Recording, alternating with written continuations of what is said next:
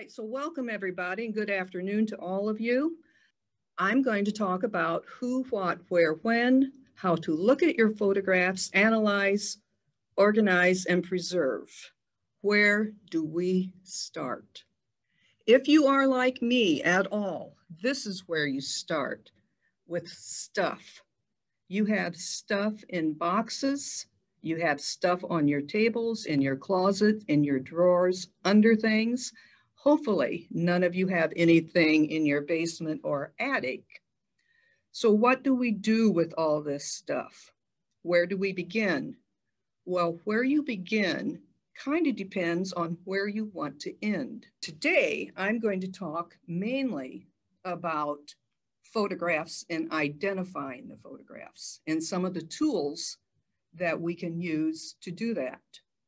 And you know that one of the biggest tools that we have is free, and it's the tool to observe, which is within all of us, to observe things. We must turn into detectives. We must look and find those clues, and we must connect those dots. There are 5 steps that need to be used when you're identifying photographs. And I'm going to cover those 5 steps. Now, when you have these 5 steps, they're not 5 separate steps. You use them with each other.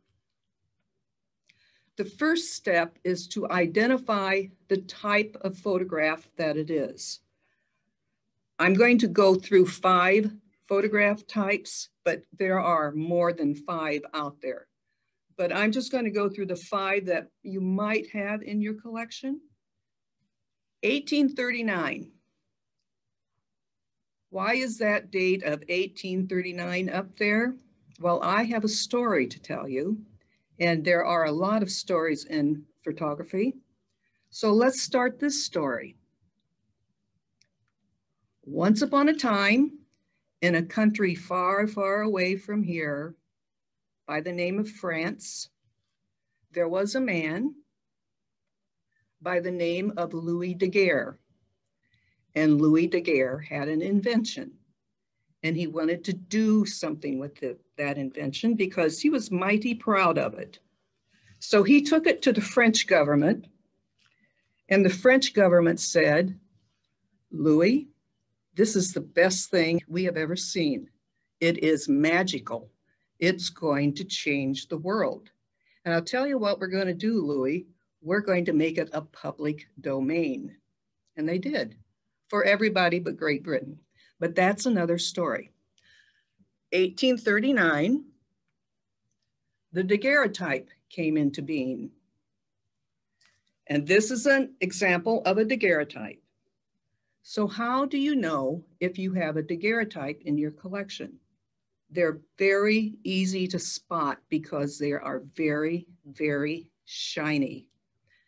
They are shiny. They are on a thin piece of copper, which has been coated with silver and polished. And then the chemicals for processing the photograph are on top of that, and it is exposed to light. And so you have your Daguerreotype. But let's look at this and see if there are any clues here that can help us identify a time or a date for this particular artifact. It's in a case. And by the way, if you have a Daguerreotype and it's in a case, leave it in the case. So the case is made out of leather. And after 1859, another case came along. It was made out of thermoplastic, which is the example over on the left. So we can say, by looking at this artifact, that the case itself was probably made and used before 1859. Now, you can't always be sure of that because sometimes photographers like to have things around that they could use over and over again. But at least we have a place that we can start.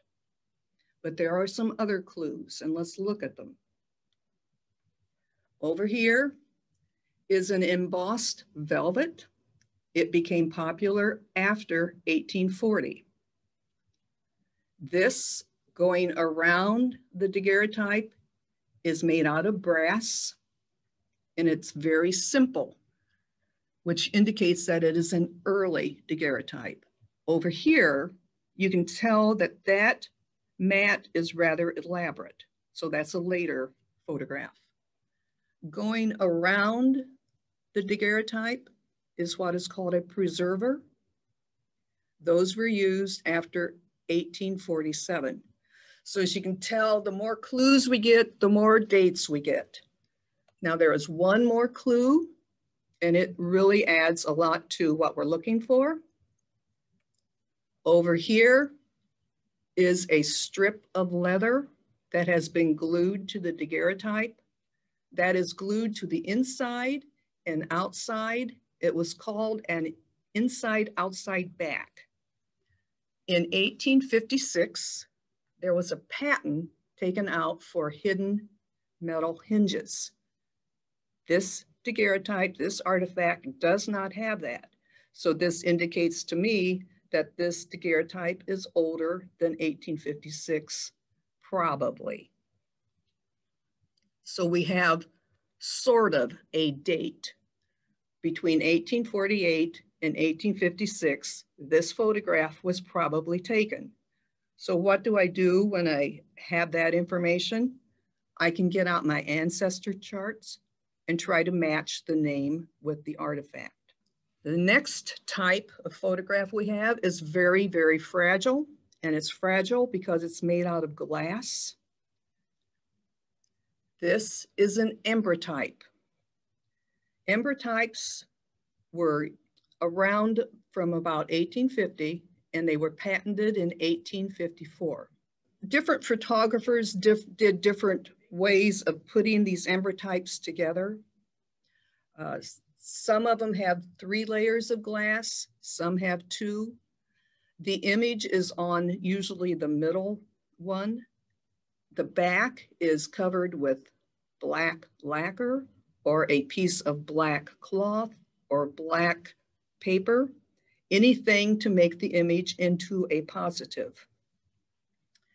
And by the way, since I said positive, I have to tell you that the daguerreotype and this one are what is called a reverse image, which is kind of a mirror image. So if your grandmother had if she wrote with her right hand, what you're going to see is a pencil in her left hand in the photograph. A little bit more on this particular one. When I hold this up to the light, I get this effect. And when I saw that, I thought, this is different than other daguerreotypes. There's no lacquer on it. There's no cloth. What's going on?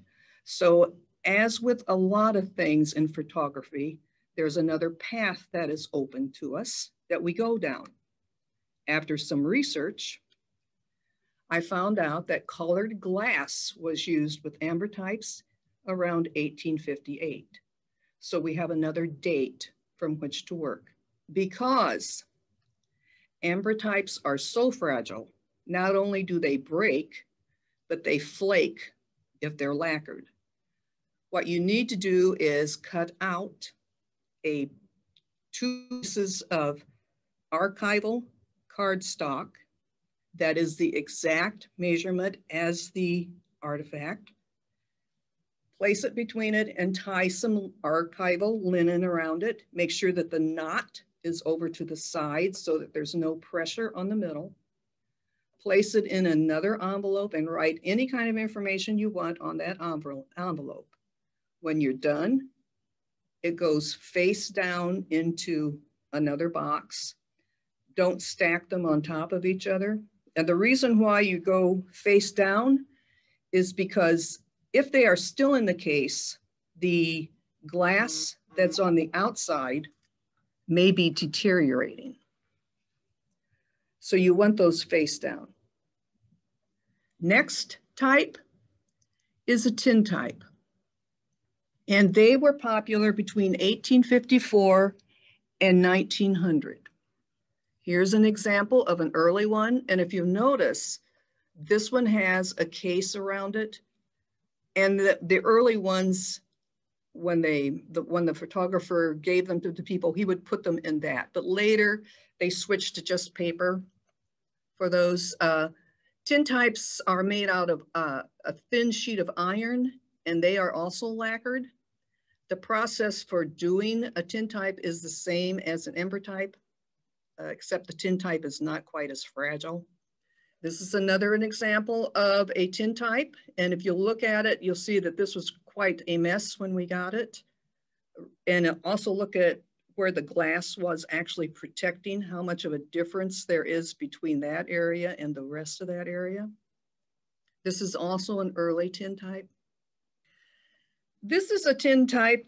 Actually, it's 3 tintypes, and I find it amusing. This man here kept showing up when I was going through the collection. There were lots and lots of photographs, and every once in a while, there he was again. He is in other ones too, but these are the 3 tintypes I found of him. I don't know what his day job was. He must like to hang out at fairs or something, but I just thought it was kind of interesting. I wish I knew more about him. Another example of a tintype, it's a larger tintype. It looks like it was in some kind of odd frame. Looks like it has been cut. This is another tintype, and if you notice, this is actually a person standing behind that baby holding it up. This is a tintype, and this one actually has a date, or sort of a date I can tell you about. This is actually called a photo caricature background.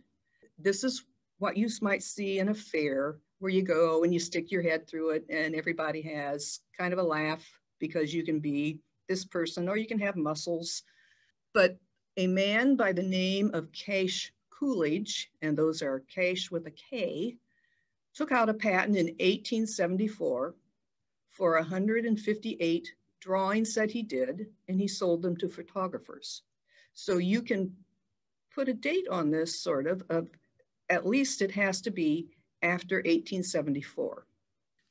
And another example of tintypes, which they were not connected in the collection. However, I do believe they were probably connected. And if I wanted to guess, I would think that this might be a bridal photograph because those background is the same background.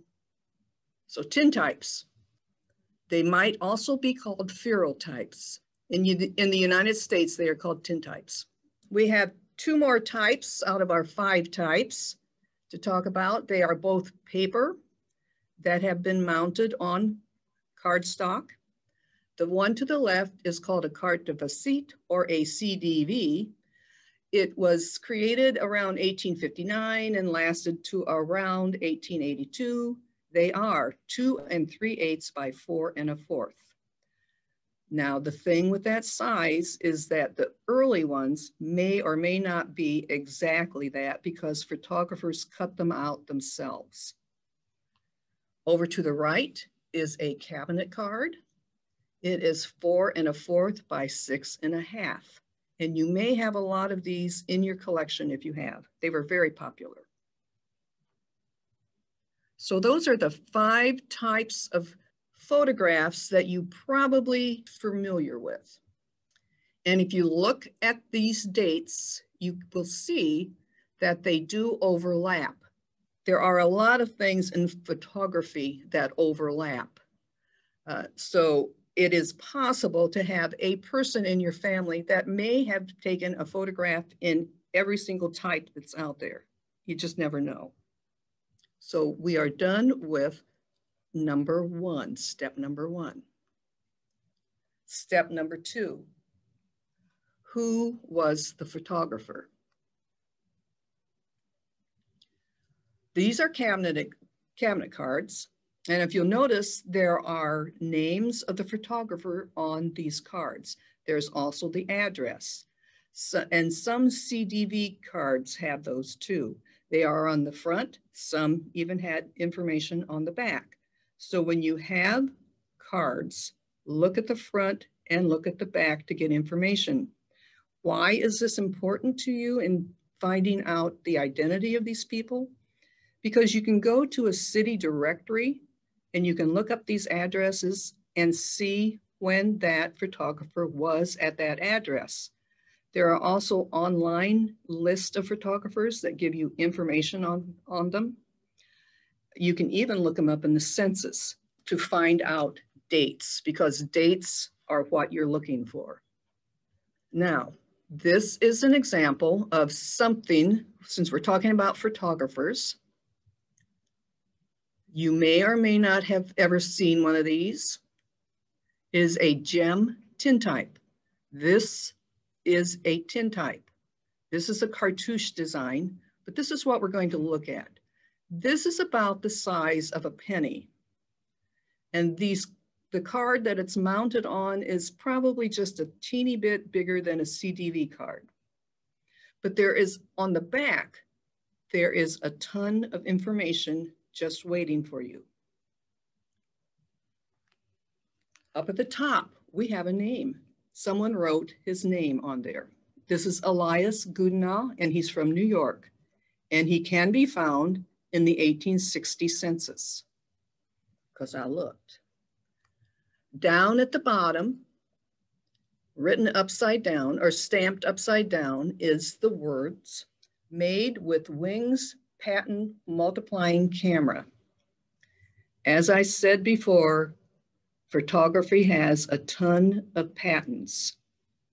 A man by the name of Simon Wing was a busy guy. He was either taking out patents, renewing patents, or suing somebody for using his patents. He took out the patent for multiplying cameras in 1862. And what that multiplying camera allowed the photographer to do, it had 72 lenses on it, little tiny lenses. It allowed the photographer to take 72 photographs and put them on a sheet of tin. And that was done in 1862. So we have another date. Up on the top is the name of the photographer, E. Parker. Now, if you look up E. Parker, you will find her listed in the directory in New York in 1863. You have another date. Now, one more clue.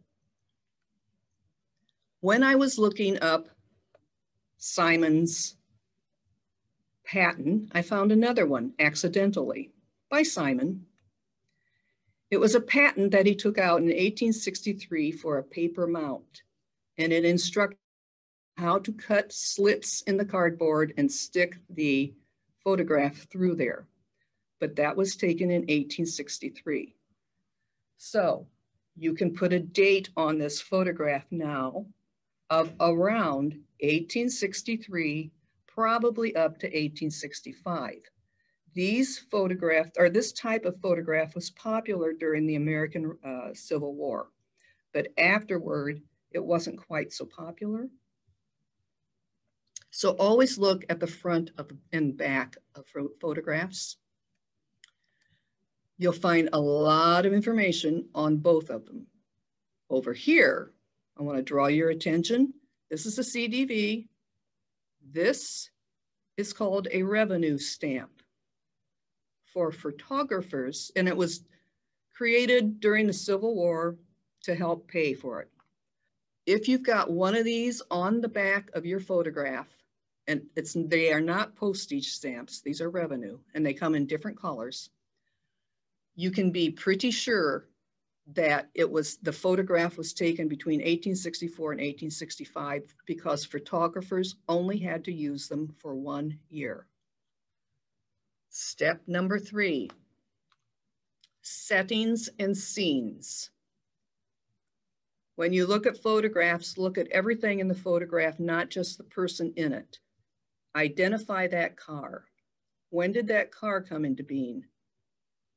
Do you recognize where they are at?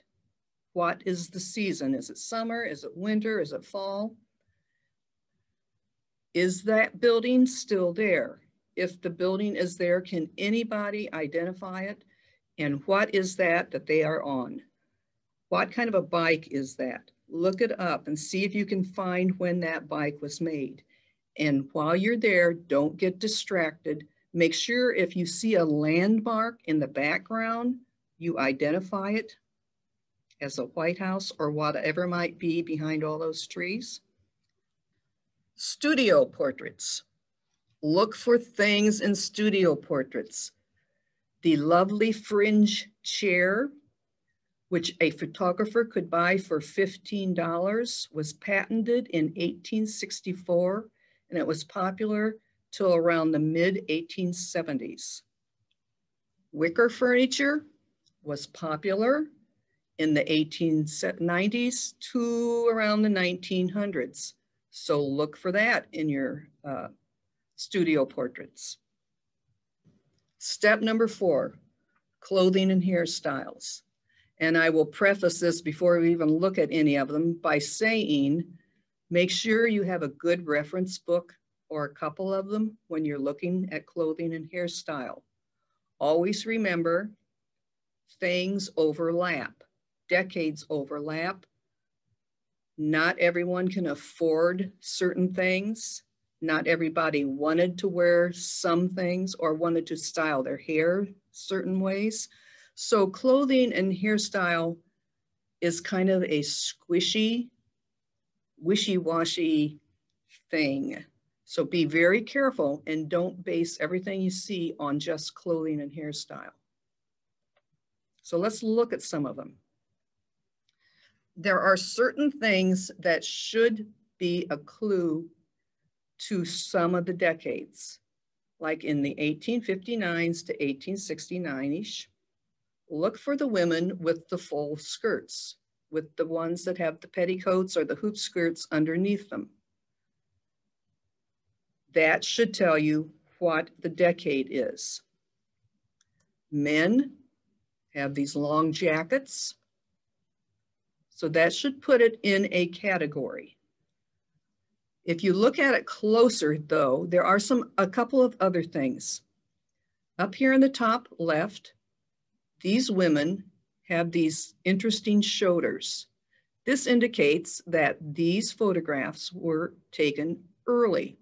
They were probably in the 1850s period or 1859.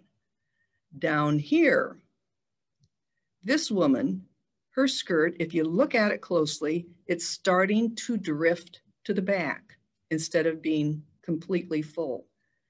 That is a prelude to the next decade. And this is a later photograph. This was probably taken 1869-ish. The bustle. The bustle was around for 20 long years. And a lot of the times you will find that the hairstyles match the bustle. And this hairstyle down here seems to be particular to this period. And we're going to look at the bustle just a little bit closer. During that 20 years, there were 3 styles of bustles. Over here is what is the early or soft bustle. It came along around 1869 to 1876-ish. And if you look at the back end, there are a lot of ruffles, a lot of ribbons, a lot of doodah, and it's all very kind of soft. There is also on a lot of the dresses from this time period, this little apron-like thing. And the waist is a tad bit high. And there's also a little teeny pouch there at the stomach. So that's an early bustle. Over here is the middle bustle, or the so-called natural bustle. It didn't last very long, but they eliminated a lot of the stuff that was going on in the back end, and they started to pull things from the front and created long, elaborate trains that came down the back. Eventually, these dresses became so tight, it was kind of hard to walk in. So the middle bustle didn't last very long. And over here, we have the late or the shelf bustle. And if you look at this bustle, you can see why they call it a shelf bustle. You could set a cup of coffee on here and walk around with it. So look for those 3 types of bustles when you're looking through that time period. Now on to the 1890s. And if you'll notice that we don't have a bustle, but we do have, over here, we have a little bump in the shoulders. That eventually morphed into these giant sleeves. They're called mutton sleeves. And by the way, this is not the first nor the last time when we had these big balloon sleeves, but they came along again during this time period. This here is a type of photography that was done during this time period. It's called a trompe-l'oeil. It is supposed to be a 3-dimensional photograph, but you might see them with some scroll work or some leaves or some things like that. But those came along in this time period. They didn't last very long. And then on to the last sort of decade, we have a lot of changes. We have over here the Gibson girl look. Those were around the early part of the 1900s. They are wearing what is called an S-bend corset underneath there, which would poof out the top and also poof out the back and make you look like you're an S. This is probably 1918. Her hair is up in a puffy little style. Over here is a woman who has cut her hair. This is around the 1920s. We have the 1930s here. And here, this woman in the middle, her dress is above her ankles. And notice that the men are in uniform. So we're going to put a date of around 1917 or 18 on that. So those are the things that you look at when you have clothing to see if there's anything that is a trend that kind of stuck around during certain decades. And remember, they do overlap. Step number 5, match the clues with your knowledge of your family history. And I'm going to tell you another story. It involves me. I inherited the family photographs. And when I got them, I was delighted to find out that my mother had labeled them all. So I immediately started to scan them. And by the way, we scan at 300 DPI, no less than 300 DPI, and we save them as TIFFs, T-I-F-F. We can talk about that later. But anyway, so this is Sylvia. My mother labeled this Sylvia and Ruth. Sylvia is my grandmother. So I looked at this photograph and I identified Sylvia, but the little girl was not Ruth. And I thought, okay, I don't know who that is. So I went to the pedigree chart, my family pedigree chart, and I started looking up the other siblings. Sylvia was born in 1899. Ruth was born in 1907. That's 8 years difference. These girls, your brain has to tell you that these girls are not 8 years apart. So let's do a little bit more looking. Goldie, 1901. Irene, 1911. Well, it's not Ruth. It can't be Irene. So it has to be Goldie. Lucky for me, there was no one in between Sylvia and Goldie. So now instead of Sylvia and Ruth, it's Sylvia and Goldie. So when you're doing your family things and you're using things and people have done information before you, don't be afraid to verify their information, even if it is your mother. This is also a good time to have the rest of your family involved in it. You know, somebody else in the family might know something that you don't. And so you should always communicate with each other and have a little fun time doing it.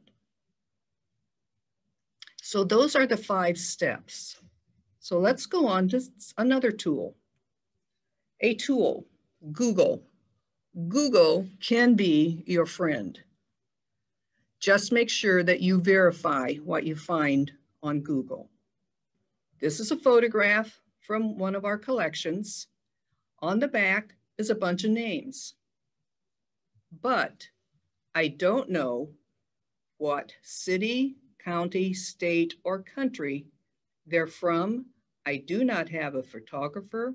All I have are names. So what I did was I thought, okay, I can start Googling these names, or I can try to look them up in the census, but I don't have any kind of dates. So I thought, what would happen if I combined some of the names and did searches together? So I combined 4 of the names and did a search on Google, and I got a hit almost immediately. This is the graduating class of Springport, Michigan in 1895. So Google, at this point, was my friend. I also notified Springport that we had this, and now they have a copy of the graduating class of 1895. If you remember this guy from earlier, this is a cabinet card, and I have to admit, I will confess that I have favorite photographs, and this photograph has always interested me. So I decided to do some Googling to see what I could find. I don't know who the man is. I don't know anything about him, but I started with the photographer, and I started to Google information on him. I found that his name is Konstantin Eisenhardt. He was born in Germany. I believe that's Germany. He came to the United States in 1866, and he established a photography studio in Detroit.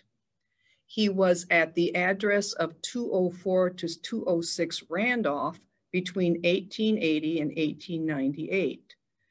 And pay close attention to these numbers, these addresses, because photographers were constantly changing their address.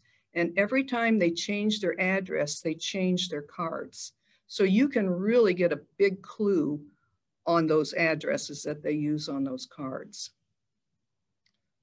So now I found the information for the photographer.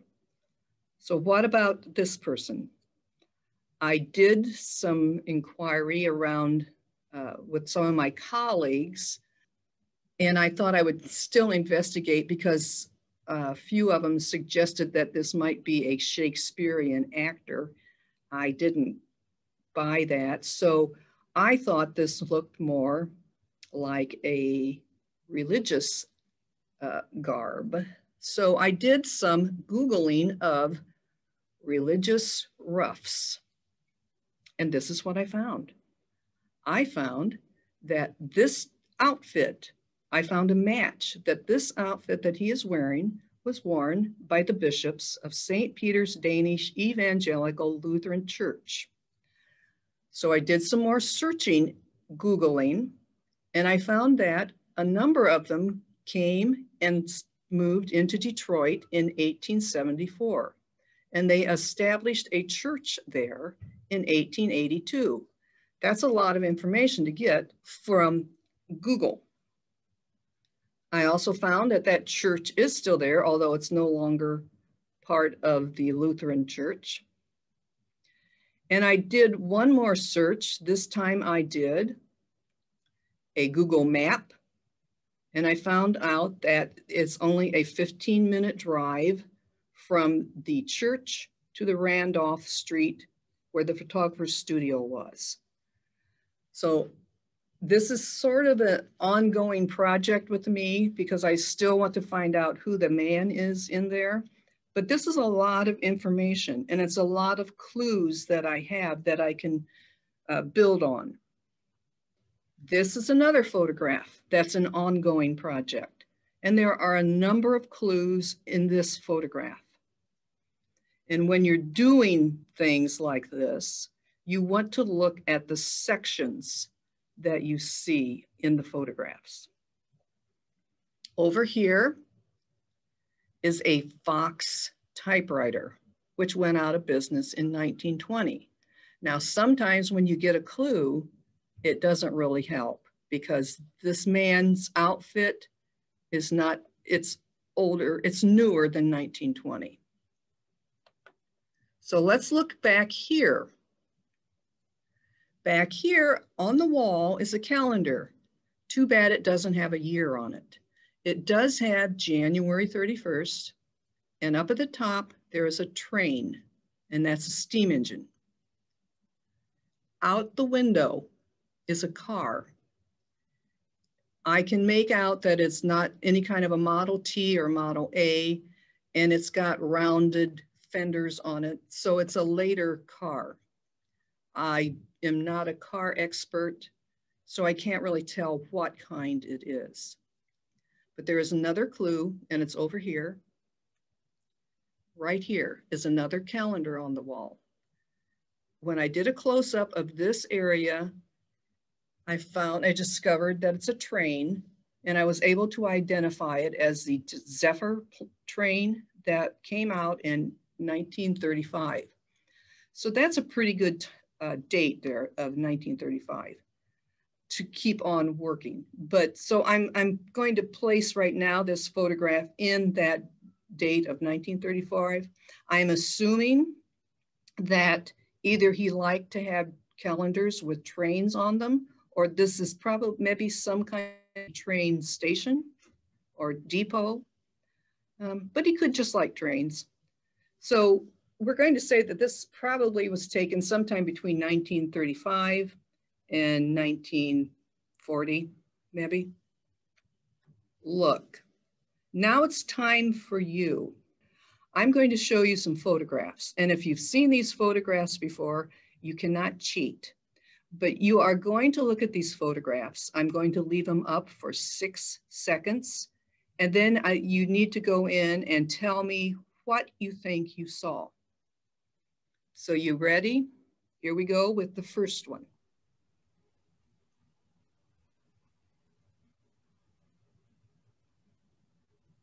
So we have someone said doll.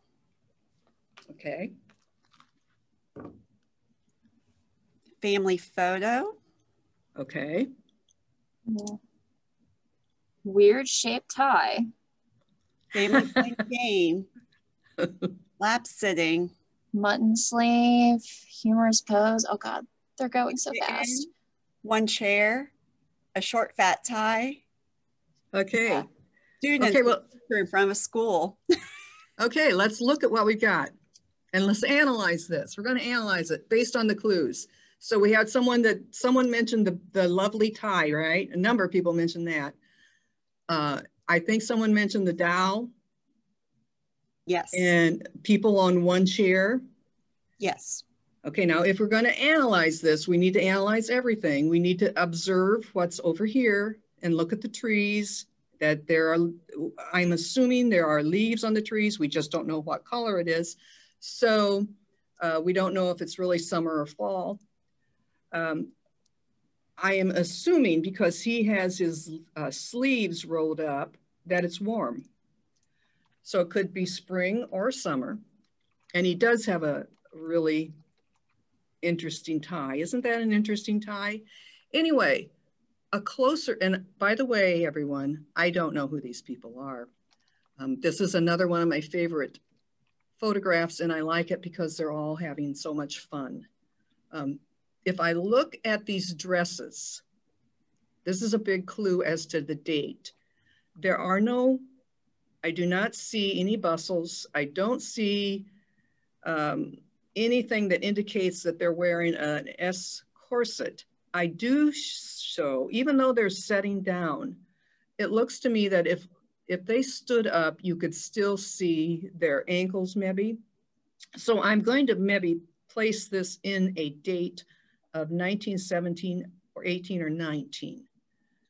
And just a little bit further on this, another observation that I'm throwing out there is look at their faces and see if you can see the resemblance between some of these people. She looks like her. This, I'm assuming, are the parents. And I've looked at this photograph so long, this is what I believe it is. At first I thought maybe they were husbands and wives, but I think they're siblings. I think that this one over here is the youngest and this one over here is the oldest. And I think that they are arranged on here by their ages. Now I could be wrong, but I think that they're having a family get together of some sort and they're having a lot of fun. So let's go on. Okay, real quick. A lot of people also pointed out the kitten. Yeah, there's a kitten there. Yes. We don't know why. Wouldn't it be interesting to find out why they're holding those things? I don't know. And ask him why he chose that tie. Okay, so let's go on to a next one. You ready? Here you go, 6 seconds. We have wire shoes or white shoes for the summer. Ready? Are they okay? Tight waist dress. Formal attire, pilgrim hat, flooded river. Yeah. Okay, let's look at this photograph. On a branch over water. Okay. Okay, so this is an interesting photograph. And let's look at these outfits. I'm going to say that these are probably maybe bustles. And probably this is going to be maybe 1880-ish, somewhere in there. And yeah, they're all setting on a branch. Now, this is a glass negative. It's 8x10 glass negative, and it's in Wisconsin, in Kenosha, and it was by a photographer by the name of Louis Thayers. The interesting thing that I find interesting is, look at this. We have people that are in corsets with shoes on, and they're on a log or something over, what are they over? Are they over fog or water? I think that this is an example, although I don't know for sure. I think that this is an example of a photograph that has been manipulated to look like these people are sitting on a log over a river. I really don't think those women crawled out on that branch over a river in their, with bustles on. Just so you know, the manipulation of photographs has been around ever since photographs began. And I think that this is probably what, I think that this man was very talented. He also named this, by the way, blackbirds. So I think this is an example of one that the photographer manipulated, although I can't prove it. But it's an interesting photograph. Okay, are you ready for the next one? And this is the last one.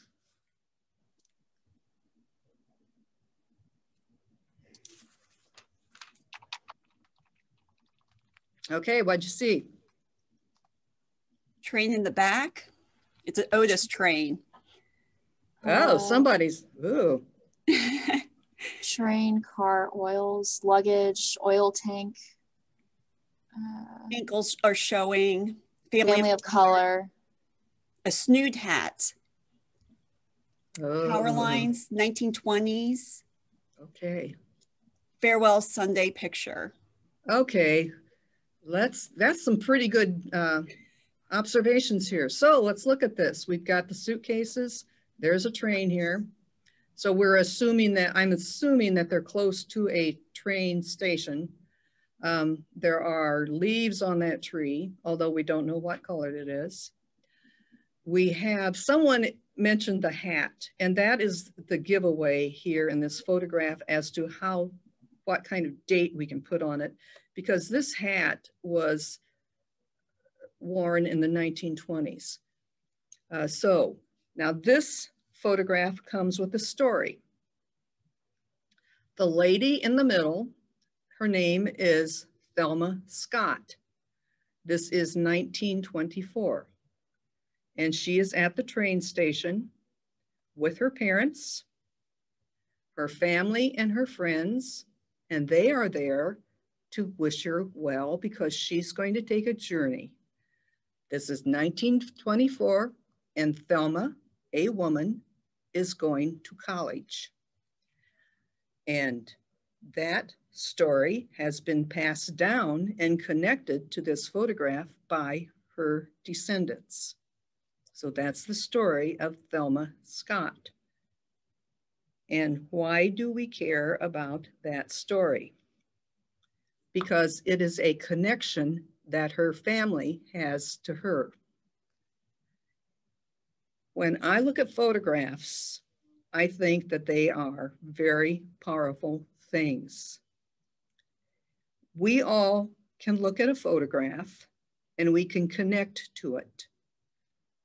We can look at some photographs and we know exactly what they are. We connect to that photograph.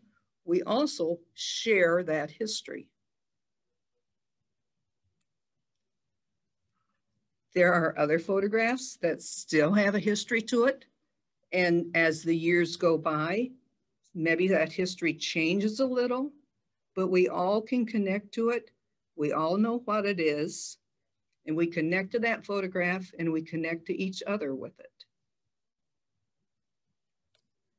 Then there are photographs that can be amusing, but we can connect to it.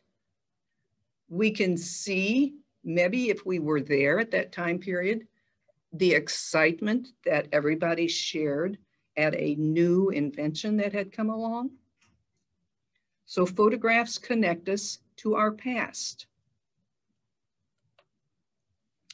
Some photographs, we don't necessarily connect to them, but the person in them, we do, or we can.